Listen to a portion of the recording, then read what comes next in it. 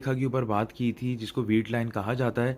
ये अंगूठे के ऊपर जो है यहाँ से ऐसे स्ट्रेट आपको दिख सकती है।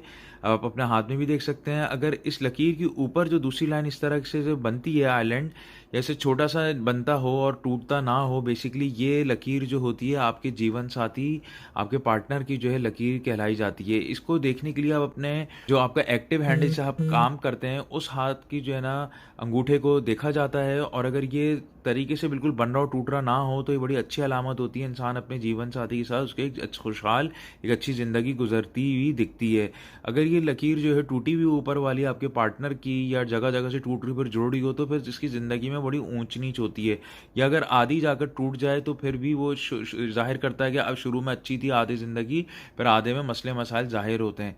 तो ये लकीर का कंप्लीट होना एक बड़ा अच्छा साइन होता है और ना होना नॉर्मली देखने में आया है कि वो लोग जो है डिवोर्स या ऐसे लोगों की नहीं हुई हुई होती शादी।